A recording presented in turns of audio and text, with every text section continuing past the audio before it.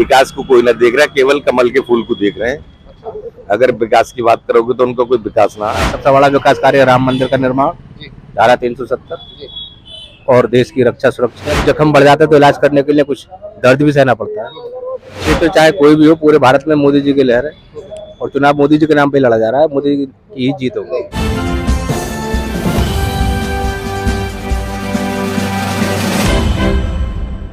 हाँ जी भाई साहब, क्या लगता है आपको 2024 में किसकी सरकार बनने वाली है? भाई साहब, एक तरफा चुनाव है ना, माननीय मोदी जी फिर दोबारा से प्रधानमंत्री बनने। अच्छा, जैसे कि आपके क्षेत्र में जो बीजेपी पार्टी के जो सांसद जी हैं, उनके ऐसे क्या क्या विकास कार्य रहे हैं जिनसे जनता खुश होकर उनको वोट करेगी? विकास को कोई ना देख रहा है, केवल कमल के फूल को देख रहे हैं। अगर विकास की बात करोगे तो उनका कोई विकास ना है। ठीक है, तो जनता मतलब अंधी हो चुकी है जो अंधी होकर बीजेपी को वोट देती है? हाँ जी। नहीं सर, कुछ ना कुछ तो विकास कार्य करे होंगे। कोई विकास कार्य पर कोई चुनाव ना है, केवल चुनाव जो है भारतीय जनता पार्टी के नाम पे चुनाव है। और एक तरफा वोट जीत रहे, 4 लाख वोटों से चुनाव जीतेंगे कम से कम। सामने कोई कैंडिडेट ना चुनाव लड़ने वाला, एक तरफा चुनाव है। कोई मुद्दा ना भाई साहब, चुनाव एक तरफा है। क्या लगता है भाई साहब? भाजपा सरकार एक तरफा अब की बार फिर से भाजपा सरकार। फिर से बात तो कुछ ऐसे विकास कार्य तो सर रहे होंगे। सर तो कह रहे हैं कि कोई विकास कार्य नहीं है। हाँ, सबसे बड़ा विकास कार्य राम मंदिर का निर्माण, धारा 370 और देश की रक्षा सुरक्षा। सब कुछ मोदी जी के हाथ में है और इसकी बार फिर भाजपा सरकार। अगर देश की रक्षा और सुरक्षा की बात करें तो हमारे जो देश के जो बॉर्डर है वो कितने सुरक्षित है? पहले अपेक्षा बहुत ज्यादा सुरक्षित है। तो ये जो सीमा हैदर जैसी जो महिला है, खुद एक महिला और 4 बच्चों के साथ में बिना वीजा बिना परमिट के अंदर कैसे आ गए? अगर हमारे देश के बॉर्डर इतने सुरक्षित है? हाँ, ये सब राजनीति है। बाकी प्यार में आ गए जी, प्यार में आ गई राजनीति है सब। सर उसकी चेकिंग वगैरह तो हुई होगी, उसको कुछ वीजा या कुछ उससे परमिशन वगैरह तो उससे पूछी होगी ना, किसके कहने पाएगी?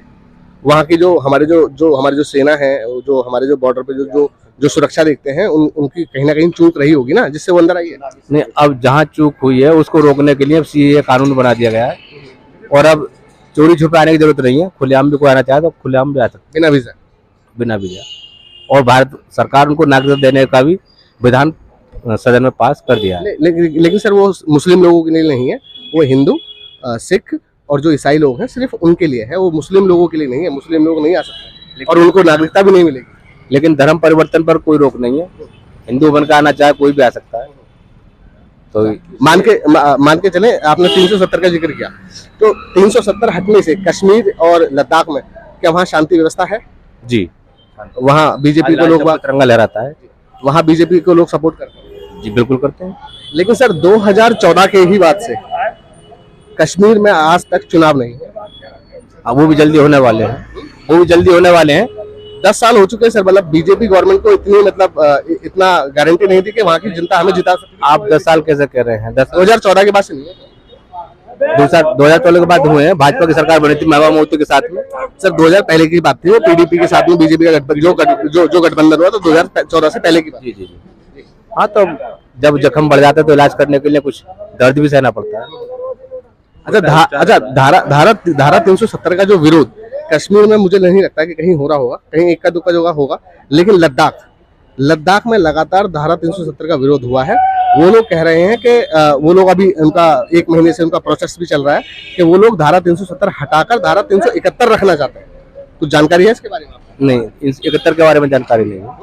71 के बारे में कोई जानकारी नहीं है। लद्दाख के लोगों का कहना है कि अगर धारा 370 यहाँ से हटती है तो जो बड़े बड़े जो उद्योगपति हैं हमारे यहाँ खनन और हमारे यहाँ खुदाई का काम करेंगे। जैसे जोशीमठ में जो बाढ़ वगैरह आई थी वो वहाँ की खुदाई के कारण आई थी। ठीक है, तो लद्दाख के लोगों का कहना है कि हम अपने यहाँ खुदाई वगैरह नहीं कराना चाहते हैं, क्योंकि अगर जो धारा 370 जो हटा है, बड़े बड़े उद्योगपति वहाँ जाके जमीन खरीदेंगे और वहाँ खुदाई और वहाँ खनन का काम करेंगे, तो वहाँ से उनका लैंडस्लाइड और जो वहाँ का जो वातावरण का परिवर्तन हो सकता है। तो लद्दाख के लोग जो हैं वो ये कह रहे हैं कि हमें धारा 371 दीजिए ताकि हम अपने पर्यावरण को सुरक्षित रख पाए। तो इस बात से आप कितना सहमत हैं? नहीं, ये सारे काम देखने का काम तो सरकार का है। कहाँ पर क्या उद्योग लगाने हैं, किस क्षेत्र का विकास किस माध्यम से होना है। अभी सर वहाँ तो सरकार ही नहीं है ना। अभी केंद्र की सरकार तो है। केंद्र, सर अगर केंद्र की बात करें तो लद्दाख में सिर्फ एक एमपी है। राज्यसभा में कोई उनकी सीट ही नहीं है, वहाँ कोई विधायक भी नहीं है। नहीं, एक एमपी तो आपके इधर ये क्या है, अंडमान निकोबार में भी एक एमपी जनसंख्या के अगर आधार की बात करें, जनसंख्या के अगर एक एमपी होते थे, लेकिन विकास वहाँ ना हुआ है। लेकिन मोदी जी की प्राथमिकता है कि वहाँ टूरिज्म का विकास हो, देश का विकास हो। सर मैं अगर जनसंख्या के अगर तो सरकार ही करेगी ना, शासन। मैं अगर जनसंख्या के अनुपात की बात करूं तो कम से कम वहाँ 5 एमपी होने चाहिए सर, जो वहाँ की जनसंख्या है, लद्दाख की जो जनसंख्या है। लेकिन वहाँ वो 1 एमपी है, और वो 1 एमपी का भी कुछ हाथ में कुछ पावर नहीं है। जो सारी पावर है वो केंद्र सरकार के हाथ में है। ना ही वहाँ विधानसभा है और ना ही वहाँ कोई राज्यसभा है। तो वहाँ के जो मुद्दे हैं, वहाँ के जो असल मुद्दे हैं, उन्हें कौन उठाएगा? एक अकेला राज्य नहीं है लद्दाख, और भी टेरिटरी और भी है, यूनियन टेरिटरी, वहाँ भी विकास हो रहे हैं सर। लेकिन वहाँ विधानसभा तो है कम से कम। कई टेरिटरी ऐसी जब विधानसभा नहीं है। नहीं सर, ओनली एक लद्दाख ही ऐसा है जहाँ विधानसभा नहीं है फिलहाल। नहीं, विधानसभा बहुत सारी चीजें हैं जब विधानसभा। सर दिल्ली की अगर बात करें, दिल्ली में विधानसभा भी है। कश्मीर की बात करें, कश्मीर में विधानसभा है, लेकिन अभी वहाँ मतलब अभी वहाँ राष्ट्रपति शासन है। लेकिन लद्दाख में कोई विधानसभा ही नहीं है सर। नहीं, ये जो व्यवस्था अभी टेम्परेरी व्यवस्था, वो विधानसभा भी होगी। अब ये व्यवस्था टेम्परेरी 10 साल हो चुके हैं, कब होगी? देखिए, इंतजार करिए, होगी। अच्छा, आपके क्षेत्र के जो बीजेपी के जो नेता हैं, उनके कैसे उनको कौन कौन से ऐसे विकास कार्य हैं जिनसे जनता खुश होकर उनको वोट करेगी? आपके क्षेत्र के सांसद, क्षेत्र चाहे कोई भी हो, पूरे भारत में मोदी जी की लहर है, और चुनाव मोदी जी के नाम पे लड़ा जा रहा है। मोदी जी की ही जीत होगी। सर फिर भी देखिए, जैसे कि जो हमारे जो क्षेत्रीय जो नेता होते हैं, उनको अपने अपने क्षेत्र के बारे में जानकारी होती है, कहाँ विकास कार्य करना है, कहाँ किस चीज की जरूरत है। अब मोदी जी तो गाँव जाके विकास नहीं कराएंगे, विकास के नाम पे तो हमारे जो क्षेत्रीय नेता हैं वही करेंगे ना। तो ऐसे कौन से ऐसे लोकप्रिय हमारे यहाँ के जो नेता हैं क्षेत्रीय, जिनसे जनता खुश होकर उनको वोट करें, उनका कैसे क्या क्या काम है?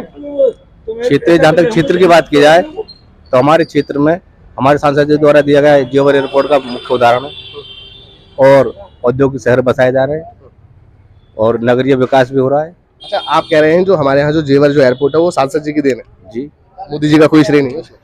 मोदी जी का तो पूरा श्रेय है, योगी जी का। लेकिन बिना सांसद, क्षेत्र की बात करें जहाँ पर, तो सांसद जी की देन है ये कि जेवर एयरपोर्ट की वजह से हमारे पूरे क्षेत्र का विकास हो रहा है और रोजगार के अवसर पैदा हो रहे हैं। अच्छा, एक बात की मैं आपको जानकारी देना चाहता हूँ। हमारे जो हमारा जो क्षेत्र है बुलंदशहर जिला, वो दिल्ली एनसीआर में आता है। हमसे बहुत पिछड़ा हुआ जिला था हापुड़, आज वो हमसे आगे निकल चुका है। हमसे काफी जो हमारी ही तहसील से निकल के गया है जेवर, आज जेवर भी काफी विकसित हो चुका है। लेकिन हमारे बुलंदशहर जिले में उस हिसाब से विकास की गति देखने को नहीं मिलती है। तो किसकी जो चूक जो कहाँ रही है? ये कैसे कह सकते हैं विकास नहीं है? विकास तो अपने क्षेत्र में भी काफी हुआ है सर। जैसे कि आप कुछ विकास के कार्य गिनवा सकते हैं? हाँ, हाईवे का निर्माण हो रहा है, हाईवे बन रहे हैं, आवागमन के साधन भी ज्यादा हुए हैं, और थर्मल, हाँ, एनटीपीसी बना है, अन्य औद्योगिक विकास भी है। अभी नजदीक में सिकंदराबाद क्षेत्र में जी, और ये सिकंदराबाद और खुर्जा के बीच में औद्योगिक क्षेत्र घोषित हो गया है, तो खुर्जा और सिकंदराबाद के बीच में। तो ये अगर हम इस पावर प्लांट की बात करते हैं, तो बीजेपी गवर्नमेंट का कहना है कि उन्होंने अपने कार्यकाल में, यूपी गवर्नमेंट का कहना है, उन्होंने अपने कार्यकाल में कोई भी एक पावर प्लांट नहीं प्लांट किया है। ओनली सोलर प्लांट उन्होंने लगवाए हैं, लेकिन पावर प्लांट कोई भी एक उन्होंने निर्माण नहीं किया है। जो भी है ये पहले की योजनाएं हैं, या अखिलेश की हो या उससे पहले की किसी सरकार की रही। विकसित तो अभी हो रहे हैं। अभी तो बन के तैयार भी नहीं, तो विकसित होने में इसको कितने साल लग जाएंगे? रोडों का चौड़ीकरण हो रहा है।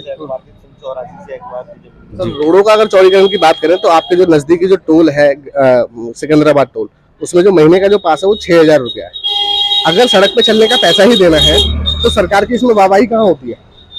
अगर सड़क पे चलने का पैसा ही देना हो और सड़क हमें अच्छी मिल रही है और उस पर चलने के लिए पैसा है, तो उसमें सरकार की कहाँ वाहवाही है? वो तो किसी प्राइवेट कंपनी को टेंडर दे दिया जाए, वो भी सड़क चकाचक बना देंगे और पैसा वसूली करेंगे। जहाँ तक सरकार सुविधा देती है तो टैक्स तो लेती है, सुविधा लोगे आप तो टैक्स तो देना पड़ेगा। तो सरकार का ऐसी कौन कौन से काम है जो सरकार फ्री में जनता को दे? मैं मुख्य रूप से तो स्वास्थ्य और शिक्षा है। स्वास्थ्य और शिक्षा। तो आपके क्षेत्र में स्वास्थ्य और शिक्षा पे काम हुआ? हाँ, हुआ है। अगर मान के मेडिकल कॉलेज बन रहा है।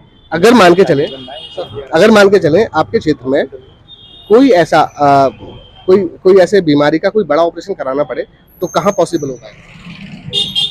जहाँ तक व्यवस्था की बात है तो बुलंदशहर में पहले से अच्छी व्यवस्था है। जिला अस्पताल। मैं सर मैं हार्ट की बात कर रहा हूँ। अगर कोई हार्ट की सर्जरी करानी हो बुलंदशहर अस्पताल में पॉसिबल है?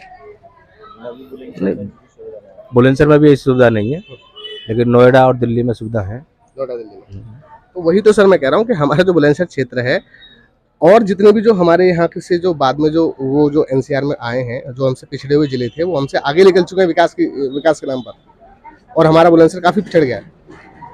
हम ये कहना चाहेंगे कि विकास पहले के अपेक्षा विकास की बयार पहले से अधिक तेज हुई है।